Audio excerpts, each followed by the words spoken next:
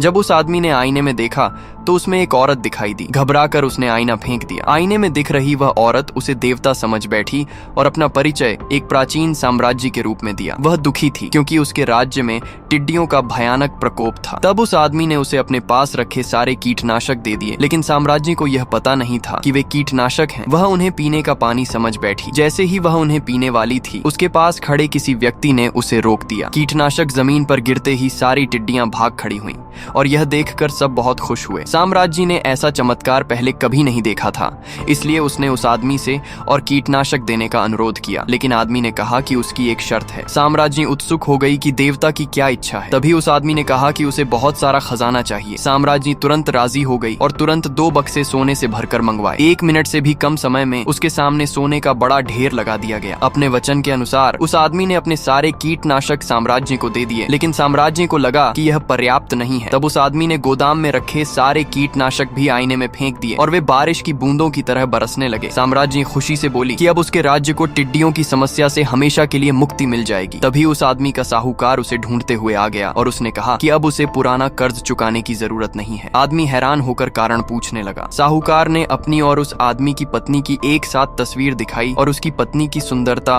और नम्रता की तारीफ करने लगा। आदमी को याद आया कि उसकी पत्नी पिछली रात घर नहीं लौटी थी और वह तुरंत सब समझ गया। इस बात को लेकर दोनों में झगड़ा हो गया। ये सब साम्राज्य आईने में देख रही थी और उसने तुरंत आदेश दिया कि उस आदमी के लिए न्याय पाने हेतु 1 लाख सैनिकों को इकट्ठा किया जाए।